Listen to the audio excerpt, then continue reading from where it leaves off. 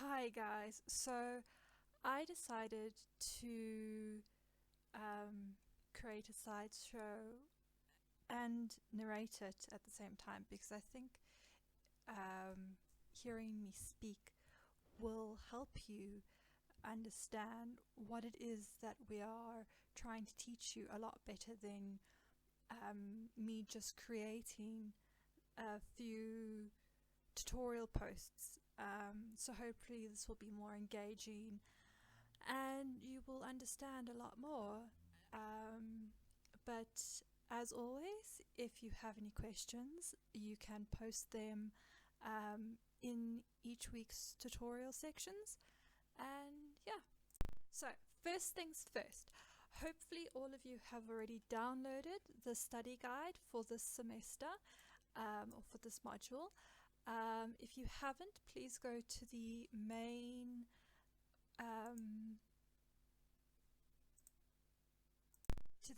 My UNISA page, where under official study material you will find not only the study guide but tutorial letters, and also you will see that the lecturers have kindly provided 3 exam question papers which come the end of the year or the end of the module. Last week's welcome page, you can go and look at it, but I'm just going to give it a little bit more detail and just get you more familiar. This is a huge tip, okay? When you are reading, when you are writing your article, when you're writing your exam article assessment, when you're writing your assessment, when you're writing your exam, you need to always keep in mind what it is that you are going to be writing on. Okay? Don't go outside of the text. Don't ramble on. Make sure you read and understand, because the biggest problem I find is that students will misread the text, or they won't be too sure, so they will write around it. Never write around it. So, in critically reading a text, generally when we read a novel or a poem, any kind of work of fiction or even non-fiction as a literary study, we're looking at power, abuse, domination, inequality, any kind of social issue or political issue. We will look at who has power over whom. We will look at... So, how do we get there? Okay, how do we become a critically aware reader? Well, first of all, you need to be able to identify the what, the why, and the how. Remember, in the welcoming week, we looked at the what, the why, and the how. We're going to go back to that briefly, just so you can understand it a little bit better. When you have a poem, you're looking at a poem. Poems have certain structural elements. They're often shorter than novels. Novels, you will have hundreds of pages, perhaps even thousands, depending on the text that you're reading. Poems, unless it's an epic poem, you will not have pages upon pages of texts. You will have a few stanzas. A long poem can take 14 stanzas perhaps, but often you will find a poem to be in the region of 3 to, say, 10 stanzas. Okay, each stanza may or may not, depending on the type of poem, have a rhyming couplet or a rhyming scheme. That means the words at the end of the line rhyme in some way or other. or it could be blank verse. Blank verse means that there is no rhyming scheme. Okay. If there isn't a rhyming scheme, don't freak out. Just acknowledge that it's a blank verse. It's intentional. The author has done it intentionally. Oftentimes for example, for Shakespeare, using the iambic pentameter, that is a suggestion of skill. Okay, that Shakespeare could write 14-line sonnet with iambic pentameter, with a rhyming couplet at the end. It was an example of skill. But just because someone has written a blank verse poem does not necessarily mean that they lack skill. It's just a different style of poem. But the style suggests certain things. Okay, so when you have a poem, you need to think of it like a poem. The first thing you need to do is label it. This is a poem. But that's not exactly the only text in existence, is it? We're not only going to be looking at fictional works, we're going to be looking at non-fictional works. For example, an advert. Advertising is just as much a part of literature as anything else. In fact, if you have recently watched a television program, or you went to the movies with a friend or a loved one, you will have engaged in a work of literature. You will have gone through a narrative. You will have had a beginning, a middle, and an end. And you will have understood it. You are engaging in a form of literature. Just because it isn't bound in a book with letters does not mean that it is not literature. So, an advert is an example of a non-fiction piece of literature. Okay, why do we call it non-fiction? Because it hasn't been made up. Okay. Some works of fiction can be based on real life events, but they have been altered to the point where they are still fictional. With things like adverts, they are non-fictional because they generally speaking, have not been made up. You will find that advertisers do, of course, because it's a persuasive text, they are trying to convince you of something, and advertisers have a lot of leeway in terms of how they present the product, how they present their proof, and you will often find that they try to confuse the consumer, or they emphasize one thing over another, because again, they're trying to persuade you. Either they're trying to, like the advert in front of you, persuade you against eating certain types of meat, processed meat, okay? But you'll notice that in the advert there is no link to a reference so that we can go and check their sources. All it is doing, it is reaching out to us on a emotional level. You wouldn't let your child smoke. No, we wouldn't. Okay. I don't know of anybody who would allow a 3-year-old a cigarette. In fact, a lot of people I know wouldn't smoke around their children. So, they are making a connection between our societal and also our ideologies in terms of health-related ideas linked to smoking and children. They are trying to get us to identify with that and transfer that negative reaction of, oh no, I definitely wouldn't, onto eating processed meat.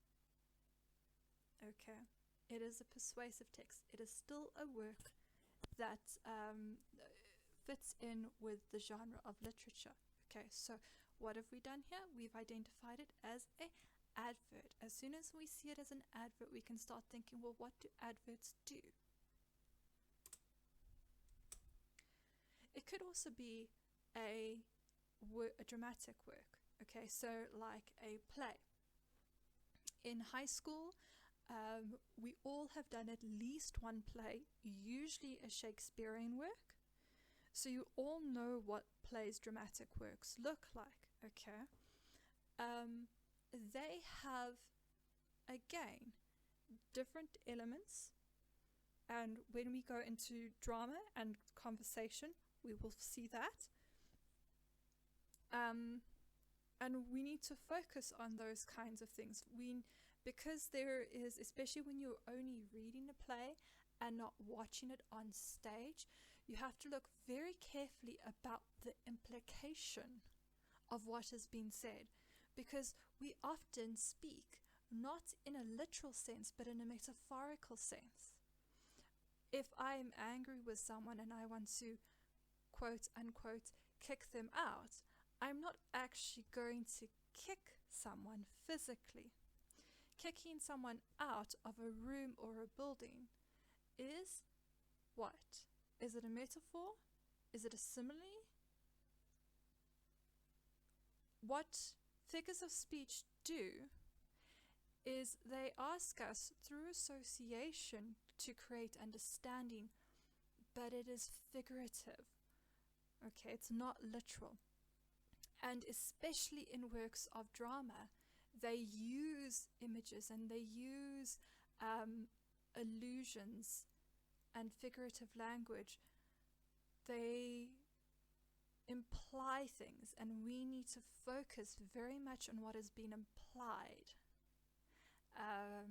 in dramatic works, because we can't actually see what is going on. We have to try and build the image of a scene in our own minds, and that can be difficult. Then, of course, we get newspaper articles. Again, newspaper articles are part of persuasive texts. Okay, they are there to either inform us about events in the world, but you will find often in newspapers there are commentary texts. You can also find in magazines, they try to engage with the reader and suggest certain things. You will find that some newspapers are owned by corporations which are linked to government institutions. So, more than likely, the newspapers are going to be biased towards governmental institutions. And when they publish something related to a government, it will be more positive than negative. You can also find that some newspaper institutions are aligned against government. Okay? There's a bias. No matter what you read, there will always be a bias, especially within news reports. And part of being a critical reader is identifying that bias, recognizing it, recognizing what the author is trying to tell you, and what is he perhaps leaving out of the text, which might influence your understanding of the text. Okay. We are taught to think that news reporters journalists are intended to be objective, but when you read closely a news report, you will find that they use emotive language, and it is that emotive language often which allows us or which draws us into a certain point of view and makes us agree with the author. Sometimes, however, you will find that you will regardless disagree with what the author has done. And one of the things that you need to remember about persuasive text, especially persuasive text, is when you're writing either the exam or an assignment on persuasive texts, newspapers, advertisements, has the text been persuasive? And you will then argue yes or no to that. If the text has been persuasive, how has it been persuasive? Or why is it being persuasive? If it hasn't been persuasive, again, how and why? Keep that in mind. Then, of course, you have novels. Okay.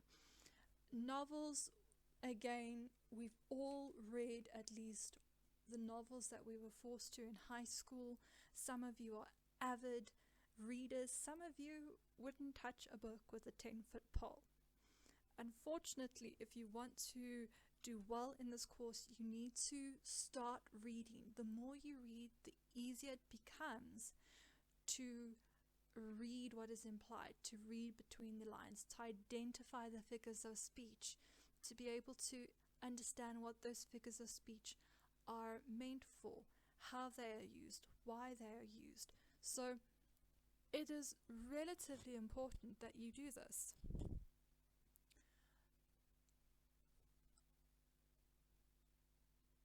Novels, you will find, can be long novels of 50 pages, short novels of 50 pages.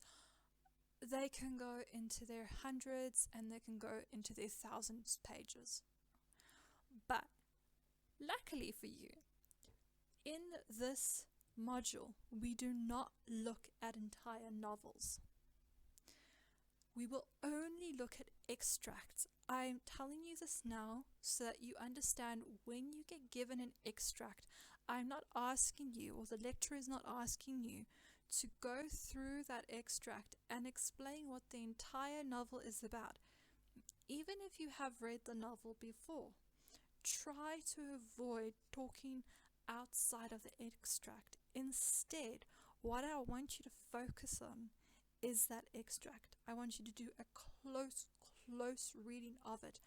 And one of the introductory examples I give you in this week will be an example of how to do a close reading.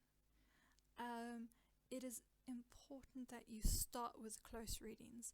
Why? Because if you learn how to unpack meaning in a paragraph of a novel, you can learn the small things, like picking out detail about a character, picking out detail about setting, picking out detail about context. Okay, we can assume someone whose character and the author's name match, perhaps, say,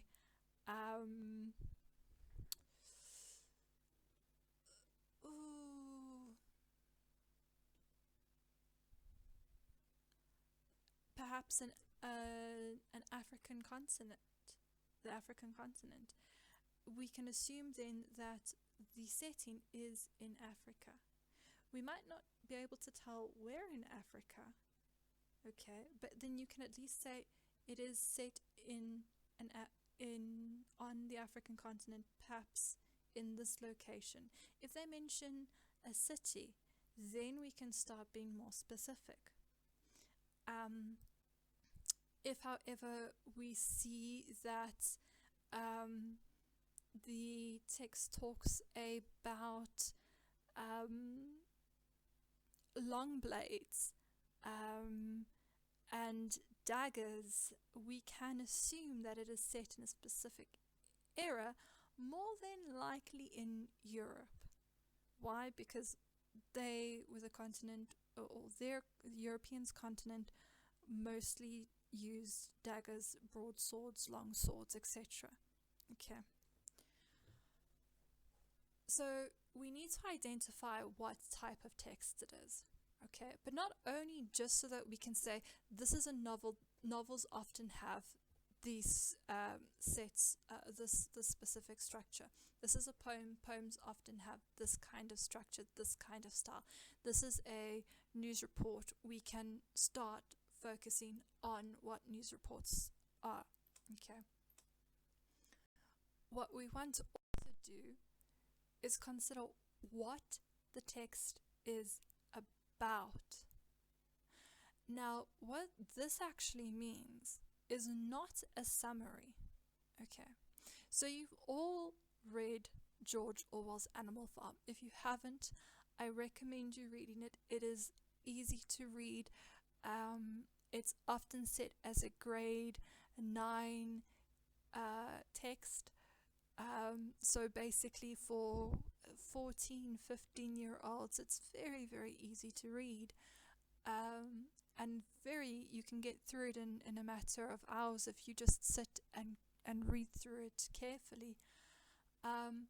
But what you'll see in front of you is, first of all, a summary, okay, which is incorrect. And then we have what is the text about, okay. Now, a summary will give you basic plot outline. Okay, this happens, then this happens, then this happens, then this happens, and the story ends. But it doesn't tell us what the text is about. It just gives us a plot summary. When we talk about what a text is about, we're actually trying to understand what issues, what themes, what ideas come to mind when we talk about Animal Farm. Animal Farm is an allegory, okay? And I'm not going to tell you what that is. I want you to go and look that word up in the dictionary if you do not know what it means. An allegory, so Animal Farm is an allegory about the inherent failures of a communist state. Okay, because why? The pigs chuck the farmer out of the farm, and they start creating a system very much like the communist system. And the idea is that all animals are equal. So the horse, the ducks, and the pigs and the sheep, everyone is equal. Okay. But what you see happening throughout the text is that a hierarchy begins to develop with the pigs at the top. And all of a sudden, this idea that everyone is equal, which is very, very basically what communism is supposed to be about, all of a sudden becomes nullified. It becomes more of a fascist ideal than a communist, or the idealistic communist idea. Okay, so you can see the difference between a summary and what the text is actually about. Giving a summary can be helpful, okay, but you need to show relevance in a summary. And one of the biggest things that we find when we mark, especially in terms of poetry and in terms of the prose fiction section, is that students will often write summaries. I've had, unfortunately, cases where students have the entire span of their assignment, and even sometimes the span of an exam, has not been a critical analysis of the extract, but it has actually been a summary of the extract. So this is important. You mustn't get the two mixed up. Summaries can be useful, yes, because they give a starting point. But then you have to move on from the summary, and a summary does not have to be very, very long. Okay. Then we have, of course, why. Why has the text been written? Now, unless you have access to, first of all, the internet, which we all love, but unfortunately we cannot take into an exam with us, or you have access to a critical reading material, you're never actually going to be able to find out in an exam why the text was written from the point of view of the author. Sometimes you get lucky, and there's an interview or there are correspondences between the author and his friends or his colleagues, where we are able to discern why the author has written a specific type of or specific work. Other times we don't get that lucky. So instead what we have to do is we have to look at the work with a certain level of isolation. And we read through the text and we say, okay, well, I've read the text, what is he saying?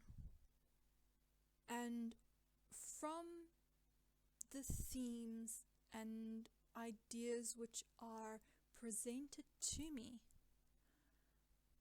why do I think the author has written this text?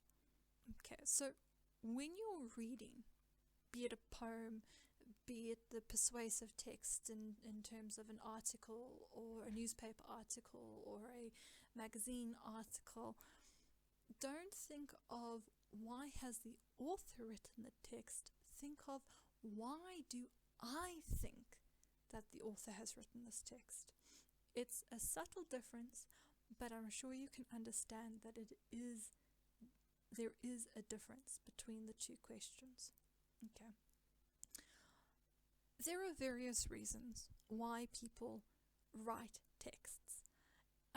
They can be to educate. Certain novels in certain periods, especially in the Victorian period, were written to educate people about their social positions in life. You'll find that they are called didactic texts. This is stuff you don't need to know for now, but it's of interest.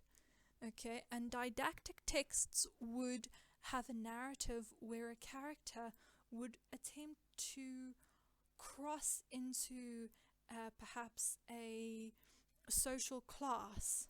So perhaps someone from the middle class would attempt to gain access into the aristocratic class in Victorian England. And in some way or form, these characters would then be punished because they then crossed that invisible barrier. And because they were punished, the novel then serves as a warning and serves as an educational tool for people. If you're middle class, this is your place. If you are upper class, this is your place. If you are lower class, this is your place. Do not try to cross the social barriers.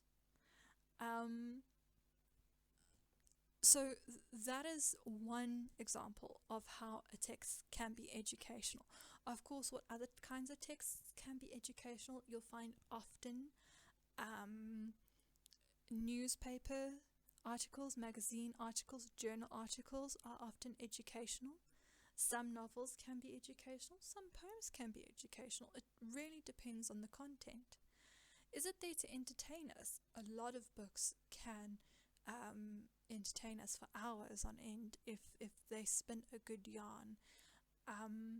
Poems, films, television series, they are there to entertain. But they can at the same time provide a social critique or a political critique of a certain context. That's why you'll find within literature, people often take popular culture and they start an academic inquiry into that popular text. And they ask questions about power, about agency, our ability, our people's personal ability to enact on power.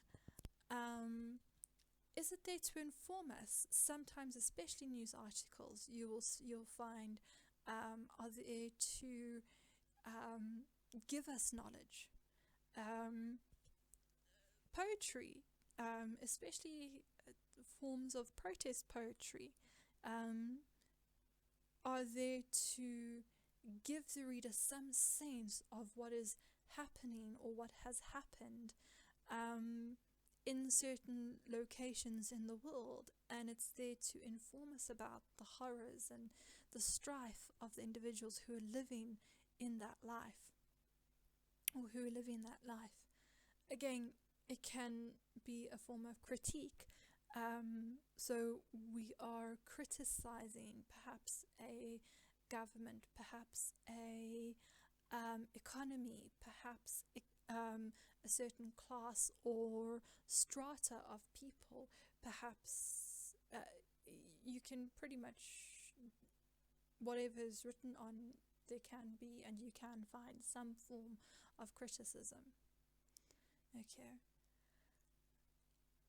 In order to determine this, you need to get the ideas. Okay. You need to be able to find the themes. What are the main ideas which the author has presented?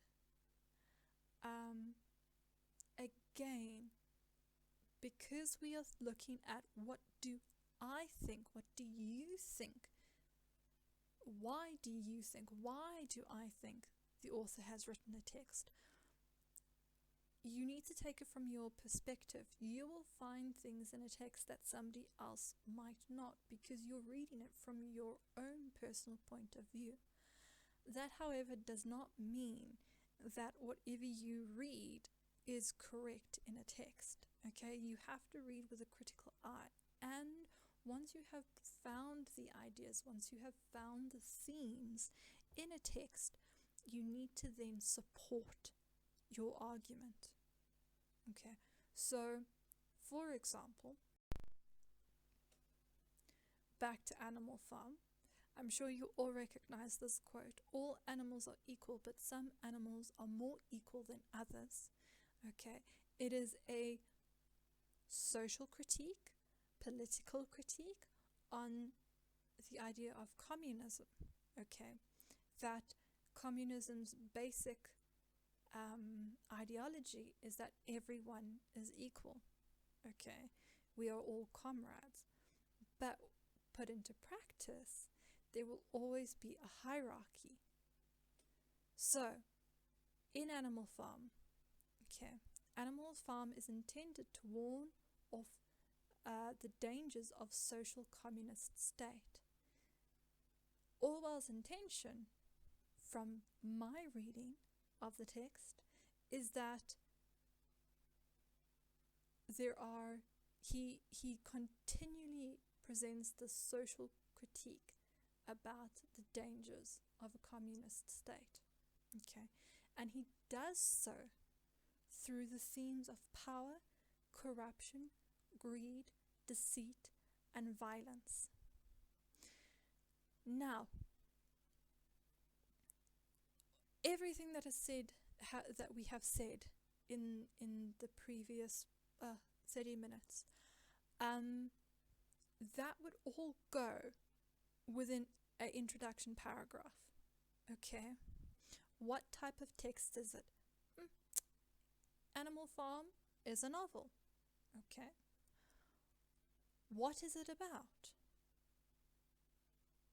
And then, why has it been written? All of that, one paragraph. Okay. What we would now need to do is unpack everything that you have said in the introduction into the body. You now need to explain that. Your introduction is to set out what it is that you are going to talk about in the body of your essay. And your conclusion is to say, essentially, I have in my body looked at how the novel / extract has examined the themes of power, corruption, greed, deceit in relation to a communist state, and this is what I conclude: that Orwell believes that the communist state is unpractical, and that it does not do essentially what it says it does. Okay, but you can see how it's actually very easy to write an essay if you follow this kind of method. So you have your what text. What is the text about? Okay, remember, you're not giving a summary. If you're going to give a summary, rather give a very, very brief summary in the first paragraph of your body if you feel you need to expand on something. If not, you don't need the summary. Okay, you want what the text is about, not a summary in your introduction paragraph. And then, why has it been written? Okay. Then we move on to how. Okay, now how, you will find that as we go through each of the sections, and this is again one of the reasons why it's very important from the outset to identify what kind of text it is, be it a persuasive text, which is a newspaper article, versus a persuasive text, which is a magazine article, versus a persuasive text, which is a speech, versus a persuasive text, which is a advert, or is it a prose fiction work, which is novel or a short story? Is it a poem? Is it a dramatic work? Is it a conversation? And you'll find that although we are doing Unit 6 before Unit 5, that is Unit 6 being conversation, Unit 5 being drama, you will find that often the two work hand in hand, because dramatic plays obviously are based on dialogue, and dialogue is what? It's conversation. So when you are doing drama, you need to, the drama section, you need to always remember in the back of your head your Unit 6, the elements of conversation. Okay, or is it a poem? Okay, all of these have different structures. They can have different linguistic elements, and you need to be aware of that. You need to be aware of the differences between the three. Do not, and this is very, very important, do not mix them up. Okay, so when we are talking about a poem, don't analyze the poem as you would analyze a extract from a novel. You will get confused, it won't work. So, language. Is language formal or is it informal? Is it emotional or is it academic? When we talk about academic formality, we try to use language which distances the author. It tries to be very formulistic, whereas the emotional, the informal, that's when you'll see contractions, that's when you'll see exaggerated language, when you will see lots of figures of speech. Oftentimes formal or academic language, you will remove figures of speech. Why? Because it's figurative, it's based on association, and academic formal writing, and this is important for your own writing, what you need to start building towards. It's not something that happens overnight, but it's something that you want to start trying to learn how to develop, is a formal and academic register. You need to be literal as an academic writer. So when you're writing, avoid contractions: can't, won't, shan't, wouldn't, couldn't. Always write the words out in full. Try, and I know that it's not a prerequisite for this course, but it does help in terms of register, especially if you aren't too sure. Try and avoid personal references. My idea, my essay, I will do in, okay, when you're busy writing. Rather say something like, this essay shall prove, or the idea is to demonstrate. Okay, so talk around yourself, but don't talk around the topic. Okay, very important. Always be very specific. you will be marked on how you treat content and how you use language. So always keep in mind. Oftentimes you'll find that a lot of the prose fiction or even non-fiction actually has emotional language, okay, to connect to us on an emotional level, to tug our heartstrings, as it were, and to suggest certain things to us. Diction, okay, the types of words used. So if we consider so aggressive language or passive language, I use that example, if I get so angry I want to kick someone out. That is emotional language. First of all, because we're using figurative language, okay, but also because it has a negative connotation, and you as the reader are aware of that negative connotation. What you'll find is that not only do readers, authors, poets, writers of any kind use diction, but they'll also use perhaps like language that's associated to emotions. So dark rumbling clouds will suggest an ominous feeling, whereas sunshine will suggest a more positive emotion or positive tone or atmosphere within the text. Okay, so the type of words used. Okay, and that diction and language are closely linked. Tone, again, linked to diction and language, okay, but it provides the attitude, the mood, the feel of the work. Okay, so back to that example, the dark rumbling clouds.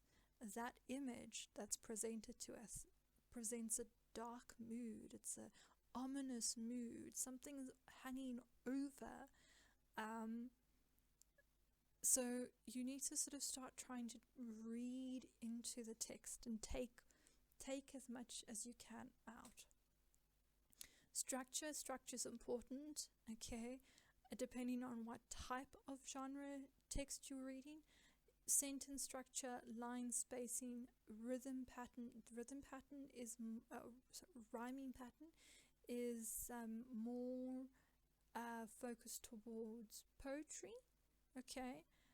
Paragraphs, chapter breaks. Again, remember I said that you are going to be only, especially in the prose section, you'll only really be looking at extracts. So paragraphs, chapter breaks, you don't really have to focus on, but you will find paragraphs in your persuasive texts. They won't give you an extract for say a newspaper article or a magazine article. They will give you the full article. Okay, so you will need to be able to look at how it's structured on the page and also try and analyze through that kind of structure. I've put POV here, that's point of view. Basically, point of view, you can have it you can look at it from two ways, okay, and this can get confusing, which is why I've just put it as POV. Essentially, it's the who, okay. If you are aware of the creator of the text, the context surrounding who has written the text, that can be really informative, okay. So, for example, a poet, a protest poet writing in South Africa during apartheid era. Okay, if we know who the poet is, and if we know when he's writing a poem and what he's writing the poem about, all of a sudden it makes a lot more sense than if we just read the poem by itself. Okay, so sometimes having that information is an added bonus. But remember, oftentimes, especially in terms of an exam, you will not have the benefit of being able to go and research. So you need to be able to also look at these things in isolation. What is very important, especially for the prose section, is who is the speaker. Okay, we will get into this in more detail in the prose section, but just be aware of who is writing, what voice is coming through, okay, because that often is important, okay. And then who is the target audience? You'll find that the target audience is more focused for persuasive texts, but can also be important for the other genres that we look at. Basically, if you can identify who the target audience is, so if we are looking at a newspaper report and it's talking about the tornado which has just gone through Hawaii, okay, then we would, as readers, okay, it would more than likely be targeted at people, first of all, who are from that or around the location of Hawaii, so probably people who are American citizens. It could also be of interest to those people who are intending to go to Hawaii, okay. So depending on what is being said, how it's being said, you need to be able to see if you can identify the target audience, because that will then give you more to say on the topic and also enhance your reading of the topic, okay.